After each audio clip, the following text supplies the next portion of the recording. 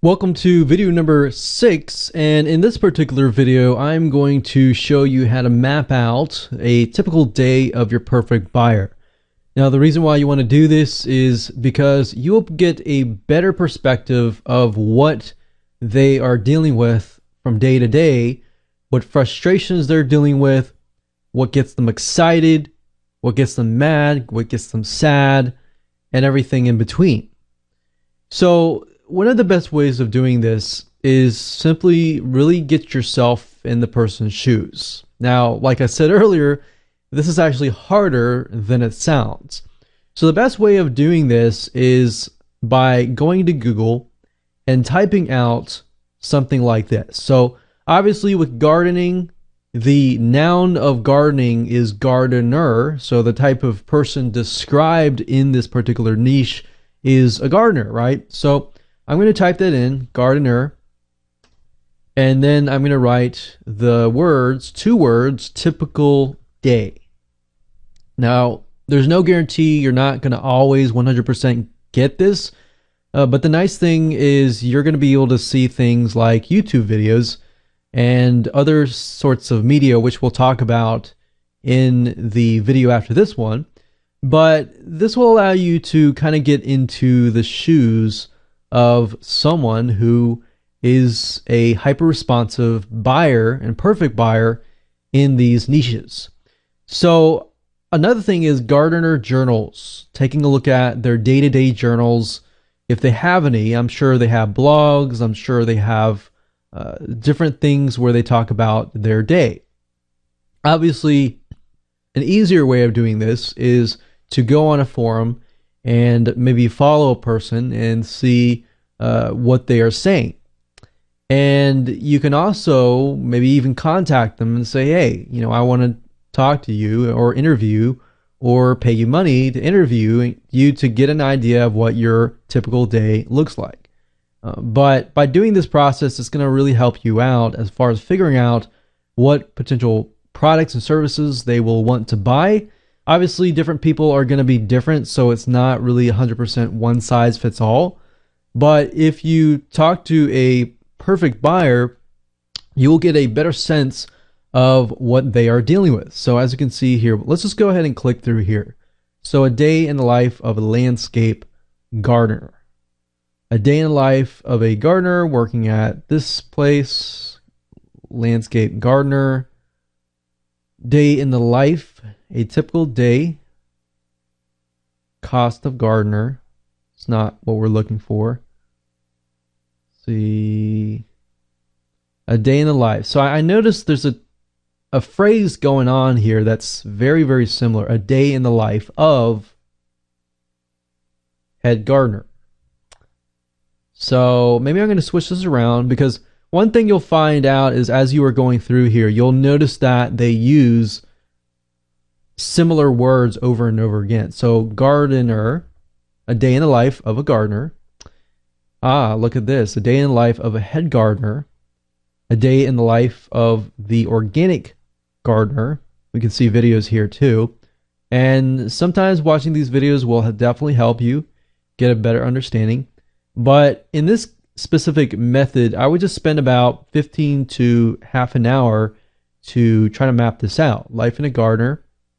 A day in the life of a gardener. So I think we have enough tabs open. So let's just take a look. So a typical day. So this is primarily a landscape gardener. It's maybe not what we're looking for, but at the same time, if you are doing landscape gardening and gardening design, kind of specialize in that area, you can read through here. We can see too many typical days for mowed dirt of green acres.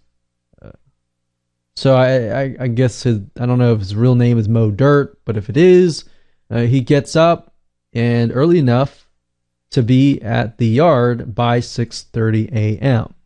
After loading the extra tools he needs for the day into his already loaded white truck, and then he's on his way with his crew of 2 by 7 o'clock. The day has just begun and it has already begun to be monotonous. So it seems to me like this is a story, but this is a nice way to write it out. I mean, you can write it out this way, or you can even open up Notepad and just write it out. So we can say 6:30 a.m. We'll say 6:30 a.m. He's up. So we'll do 6:30, and you can do it by half an hour if you want to. You can do it by hour. Doesn't matter. Really, what the further you break it down, the better, obviously. So we can do 7 o'clock a.m. We could even do 6 a.m. So maybe they wake up at this time, or maybe they wake up here. I don't know. With gardening, if you think about it, once the sun rises, especially in the summertime, it gets really hot. So depending on where they are and what season it is, it can be different. But the majority of case, the gardeners that I know specifically, and you can begin to think of people that you know that actually fit this, but a gardener I know, he wakes up, and I know another gardener, she wakes up typically very early, because then you can start your day, you can be out in the nice cool weather, digging and pulling weeds and pruning and doing everything that gardeners love to do in the nice morning cool weather, because it does get hot outside. So we can think they, from about 5 to 6 a.m., they wake up, they get their breakfast and eat it. You can even think, like, what do they eat? You know, that could be potential product or service. And what do? Do they take their medication? You know, are they taking medication that will help them, you know, get excited about the day, get energized about the day? Maybe they eat, you know, supplements and medications, maybe B12 vitamins. Just write it out. There's no right or wrong answer right now. And 7:30 a.m., they're ready to get outside. They start preparing their gardening tools, maybe. By 8 a.m., they're outside. What are they doing outside? So let's just go look through here real quick. A day in the life of head gardener Dave West. Okay. Let's zoom in a little bit here. For 44 years, Dave West has worked as the head gardener of blah, blah, blah, mansion. When Dave was hired in, we don't really need to know that. Let's see. Aha, look at that.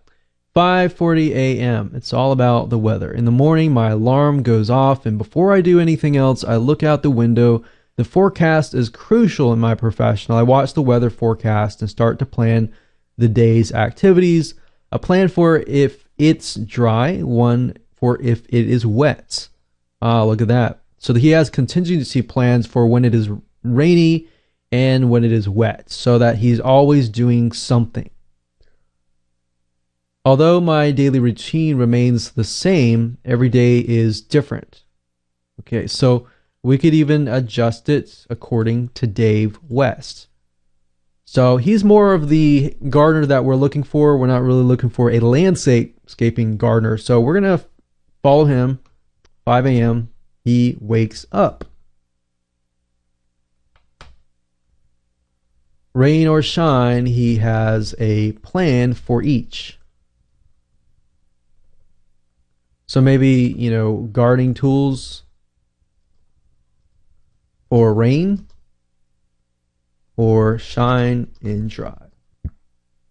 So obviously they skip the part where he eats breakfast. So everybody has to eat.